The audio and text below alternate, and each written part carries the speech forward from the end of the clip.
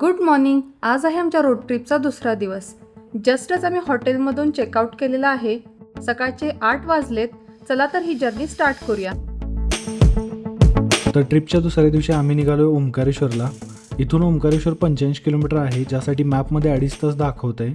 तर आम्ही 11 साडे 11पर्यंत ओंकारेश्वरमध्ये पोहोचू आणि त्यानंतर 2 ते 2.5 तास आम्हाला दर्शनासाठी लागतील. ओंकारेश्वरमध्ये दर्शनासाठी पासची सुविधा अवेलेबल आहे, जो की आपण ऑफलाईन किंवा ऑनलाईन दोन्ही प्रकारे काढू शकतो. ऑनलाईन पास फक्त आदल्या दिवशीपर्यंतच काढता येतो आणि कालच्या गडबडीत तो काढणं आम्ही विसरून गेलो. तर सगळ्यात पहिला ओंकारेश्वरमध्ये आम्ही ऑफलाईन पास काढू आणि त्यानंतर दर्शन घेऊ.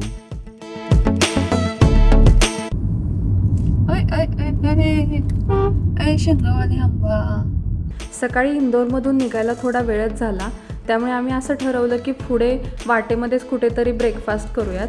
आणि आता वाजलेत 10. आम्ही थांबलोय बलराज रिट्रीटमध्ये नाश्ता करण्यासाठी. या ठिकाणी उत्तम जेवणाची आणि नाश्त्याची सोय आहे. आम्ही या ठिकाणी फेमस इंदोरी पोहे, चहा, समोसे ट्राय केले आणि सर्वच नाश्ता खूप छान होता.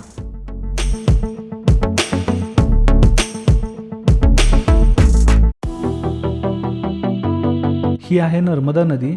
याच नदीच्या मधोमध श्री ओंकारेश्वरचं, तर नदीच्या दक्षिणेला श्री मामलेश्वर महादेवचं मंदिर आहे. आत्ता वाजलेत 11:15 आणि फायनली आम्ही पोहोचलेलो आहे ओंकारेश्वरमध्ये.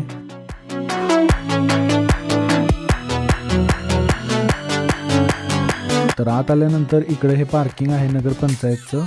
खूप लोक असतात आधेमध्ये, इकडं पार्किंग आहे तिकडं पार्किंग आहे सांगणारे, पण जे नगरपंचायतचं पार्किंग आहे तिथंच पार्क करणं बेटर राहील.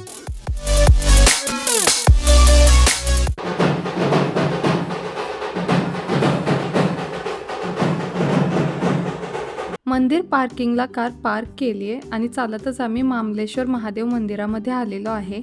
मामलेश्वर आणि ओंकारेश्वर ज्योतिर्लिंगाचं सोबत दर्शन घेणं शुभ मानलं जातं.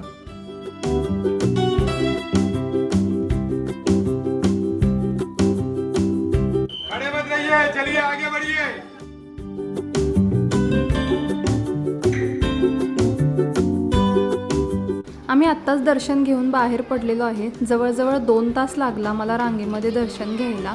आणि आता मार्केट एक्सप्लोर करत आम्ही निघालोय ओंकारेश्वरकडे. ओंकारेश्वर मंदिर आणि मामलेश्वर मंदिराच्या मधून नर्मदा नदी वाहते आणि इकडून तिकडे जाण्यासाठी एकतर आपल्याला बोटचा प्रवास करावा लागेल किंवा हा जो हँगिंग ब्रिज आहे त्यावरून तिकडं जावं लागेल. हँगिंग ब्रिज इथून खूप लांब आहे, त्यामुळे आम्ही असं ठरवलं की बोटनेच तिकडं जायचं.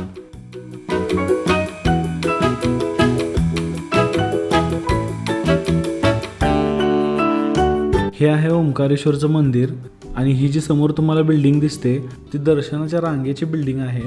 दर्शनाची रांग जवळजवळ 7 ते 8 मजले बिल्डिंगमध्ये फिरून त्यानंतर मंदिरात जाते.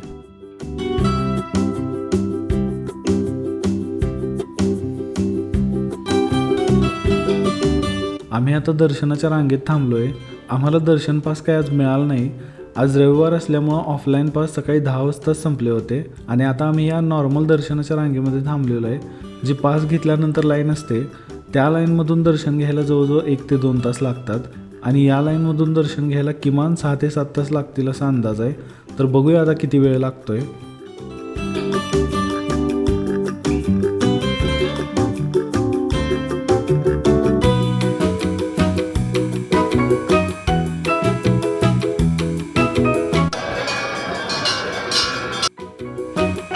संध्याकाळचे वाजलेत 6:30 आणि आत्ता आमचं दर्शन झालेलं आहे. आणि बाहेर आल्यानंतर आम्ही बघितलं की इथं नर्मदा आरतीची तयारी सुरू आहे. तर आता माघारी जाण्यापेक्षा इथंच थांबून आधी नर्मदा आरती करू.